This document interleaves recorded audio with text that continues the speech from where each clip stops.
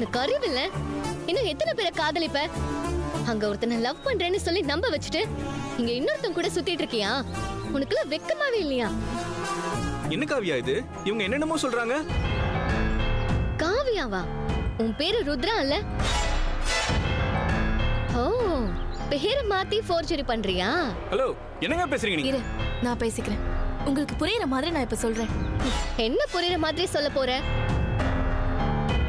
சேரன்னு ஒருத்தனை லவ் பண்றேன்னு சொல்லி ஏமாத்திட்டு அவன் நம்பணுங்கிறதுக்காக ரெகுலரா சாப்பிட்டியா தூங்குனியான்னு மெசேஜ் எல்லாம் போட்டிருக்கேன். இப்ப அதே மாதிரி உனக்கும் போடுவேன்னு தெளிவா சொல்ல போறியா? Will you please shut up?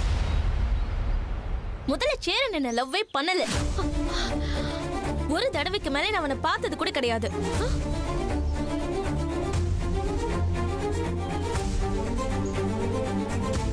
நான் வேற ஒருத்தரை லவ் பண்றேன். இவன் என் பெஸ்ட் ஃப்ரெண்ட். சேரன் உங்களை தான் லவ் பண்றாரு. ஆனா நீங்க அவருக்கு சரியா ரெஸ்பான்ஸ் பண்ணாம இருந்திருக்கீங்க. அட பாவி.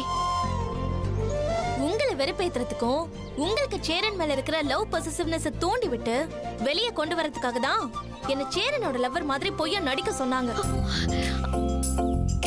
என் லவ்வரை சேரனோட ஃப்ரெண்டு தான் ரொம்ப ரெக்வெஸ்ட் பண்ணி கேட்டான். சரி, ஒரு காதலை சேர்த்து வைக்கிறதுக்கு ஒரு சின்ன உதவிதானன்னு சொல்லி நானும் அதுக்கு ஒத்துக்கிட்டேன்.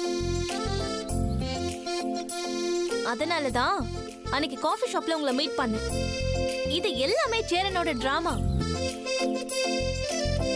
அன்னைக்கு நீங்க காஃபி ஷாப்க்கு வந்துட்டு போனதும் என் லவ்வரும் சேரனும் வந்தாங்க. உங்களுக்கு சேரன் மேல லவ் இருக்குன்னு நான் சொன்னேன். இவ்வளவு வேலை பார்த்திருக்கேடா நீ?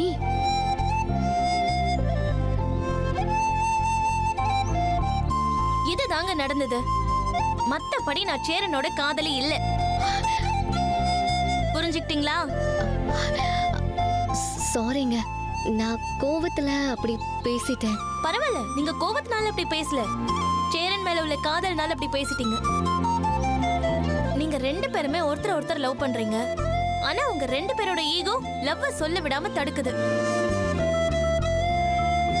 ஈகோவை தூக்கி போட்டுட்டு லவ்வ ப்ரப்போஸ் பண்ணி சந்தோஷமா இருங்க. லைஃப் ரொம்ப ஷார்ட்.